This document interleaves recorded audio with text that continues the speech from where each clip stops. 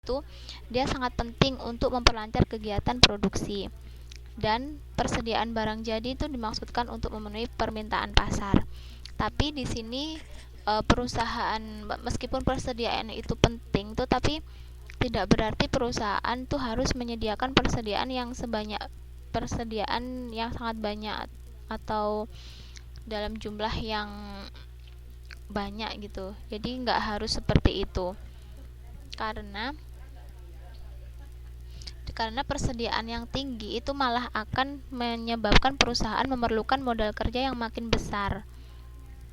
Jadi yang menjadi kunci persoalan itu adalah perusahaan dia harus mampu memprediksi dengan tepat kebutuhan akan bahan baku ataupun kebutuhan barang jadi atau kebutuhan barang dalam proses. Nah, itu agar perusahaan bisa menyediakan persediaan tepat pada waktunya sesuai dengan jumlah yang diperlukan.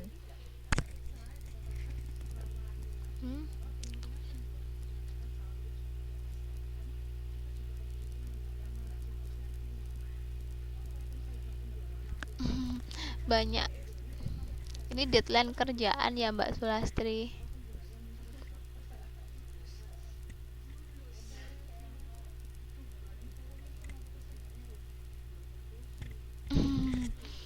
Ayo semangat semuanya. Oh iya, semuanya banyak tugas ya. Mbak Friska masih di Indo. Mbak Friska tugasnya juga belum ngumpulin ya. Ditunggu Mbak ya. Kalau bisa malam ini ngumpulin.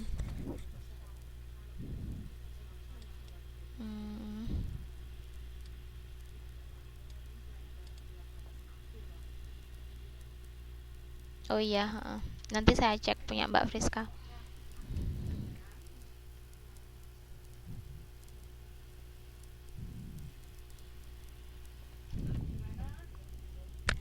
Oh iya, punya Mbak Yusni udah.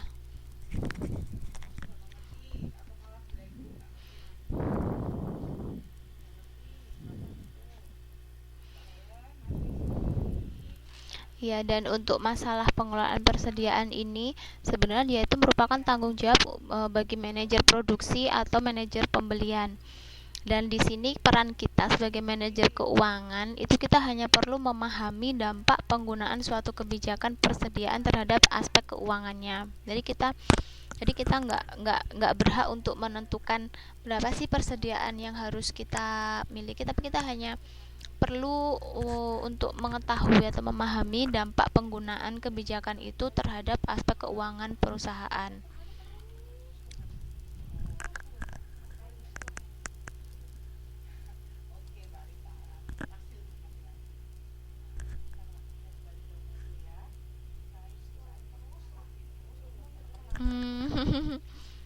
Iya.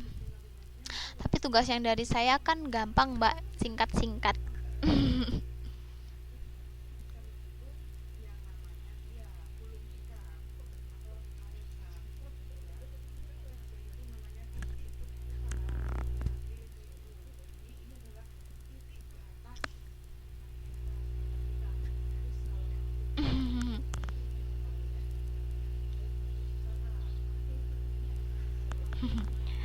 Iya ya, dikerjakan sebisanya aja, Mbak. Yang penting kan usaha.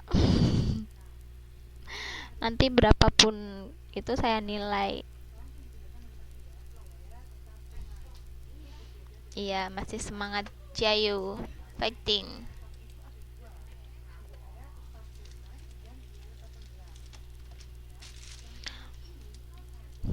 Oke, saya lanjutkan lagi ke sistem pengawasan persediaan.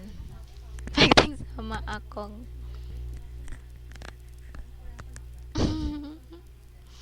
Iya, nanti buat Mbak DJ skornya 100.000.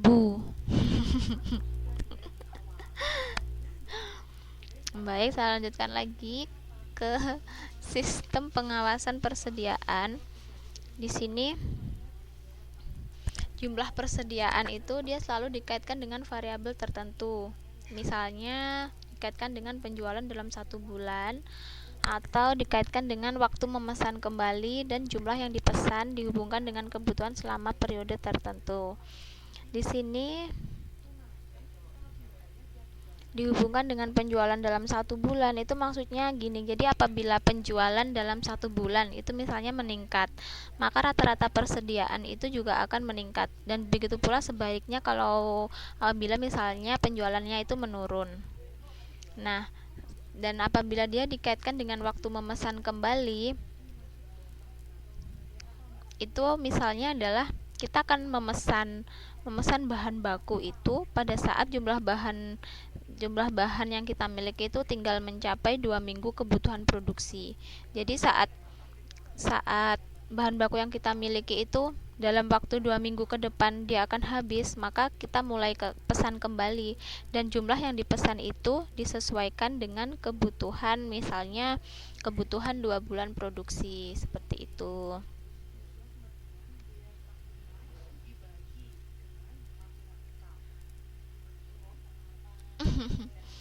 Nenek, emang neneknya kenapa Mbak Yusni? Mbak neneknya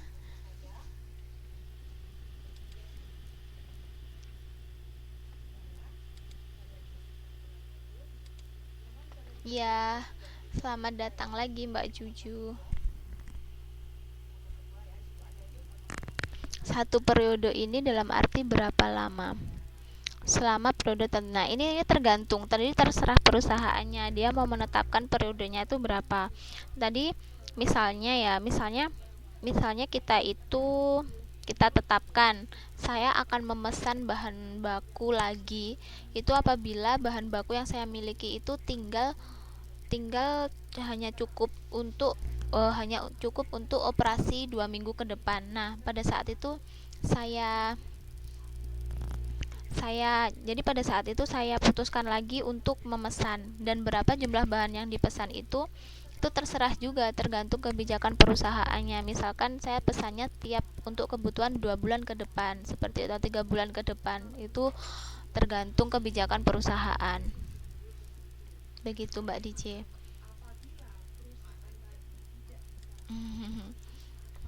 Iya. Terus di sini ada lagi economic order quantity. Nah, tapi ini dia dihubungkannya dengan persediaan. Kalau yang tadi kan dihubungkan dengan kas, berapa sekuritas yang harus kita cairkan atau yang harus kita jual untuk memperoleh kas tertentu. Nah, kalau yang di sini EOHI di sini ini dia mencari jumlah persediaan yang akan membuat biaya persediaan terkecil. Dan biaya persediaan ini adalah biaya simpan plus biaya pembelian atau pemesanan. Jadi rumusnya adalah ini, sama kayak tadi ya rumusnya, tapi pengertiannya beda. Jadi hi di sini adalah jumlah yang paling ekonomis dipesan. Jadi ini untuk mencari berapa sih yang harus kita pesan.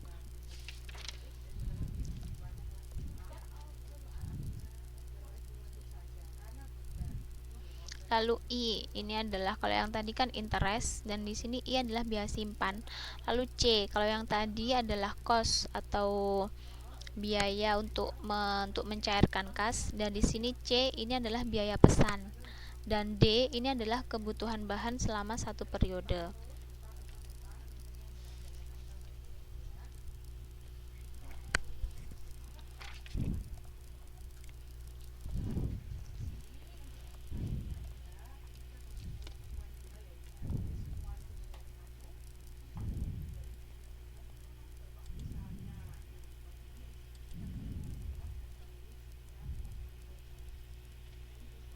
Nah, untuk EOHI ini dia itu ada pemikiran utamanya, ada pemikiran pentingnya dari EOHI ini. Nah, itu adalah yang pertama. Jadi kalau misalnya perusahaan itu dia memiliki rata-rata persediaan yang besar untuk jumlah kebutuhan yang sama dalam satu periode, berarti perusahaan itu tidak perlu melakukan pembelian terlalu sering. Dan ini dilakukan untuk menghemat biaya pembelian atau pemesanan. Nah, tetapi kalau perusahaan membeli dalam jumlah besar sehingga bisa menghemat biaya pembelian, maka perusahaan akan menanggung persediaan dalam jumlah yang besar pula. Dan di sini berarti menanggung biaya simpan yang terlalu tinggi. Dan oleh karena itu, perlu dicari jumlah yang akan membuat biaya persediaan terkecil. Biaya persediaan adalah biaya simpan plus biaya pembelian. Nah, jumlah yang dimaksud itu adalah HI. Jadi dicarinya dengan EOHI ini. Jumlah yang paling ekonomis.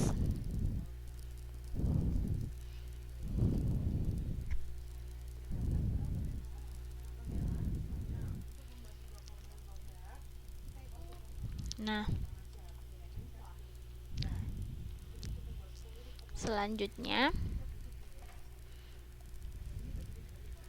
kalau misalnya kita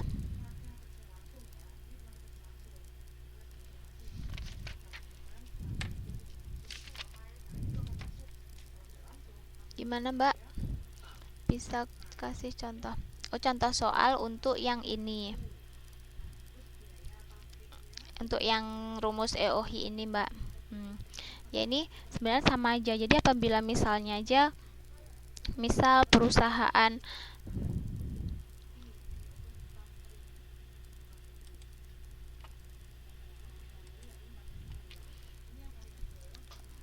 ini kan HI di sini adalah jumlah yang paling ekonomis untuk dipesan. Jadi apabila misal kita kehabisan bahan baku, lalu kita perlu untuk memesan bahan baku untuk periode kita yang selanjutnya. Nah, itu untuk yang paling ekonomis, kita kan berarti mencari HI. Nah, apabila misalnya diketahui biaya simpan. Diketahui biaya simpan itu adalah misalnya 50. Lalu diketahui biaya pesan. Biaya pesan itu misalnya 100. Lalu kebutuhan kita selama satu periode itu misalnya adalah 150. Nah, lalu kita tinggal dikalikan aja, tinggal dihitung. Jadi HI sama dengan akar dari 2 dikalikan 100 dikalikan 150 dibagi dengan 50. Seperti itu. Jadi tinggal masukin aja.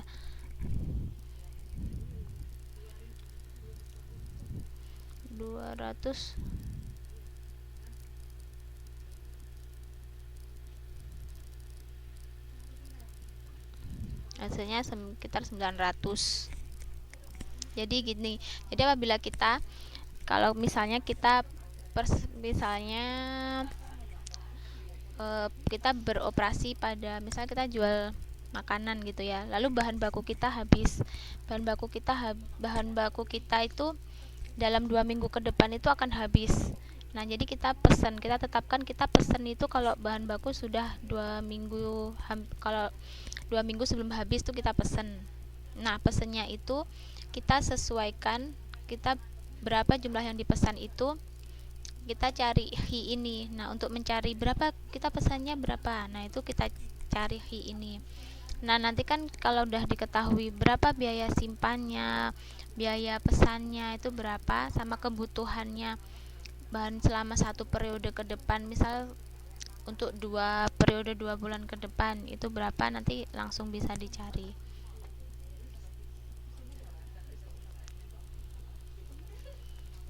Nah, selanjutnya di sini untuk masalah persediaan itu ada beberapa istilah yang penting. Yang pertama yaitu lead time.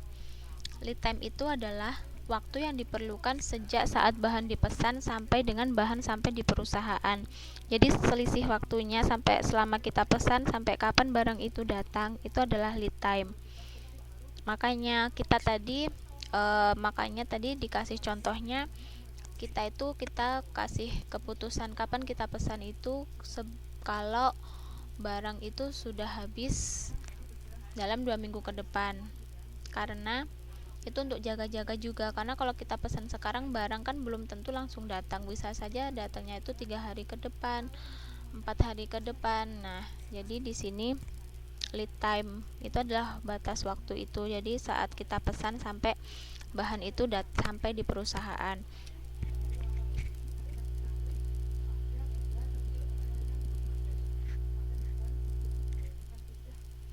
Lalu ada lagi yang istilah yang kedua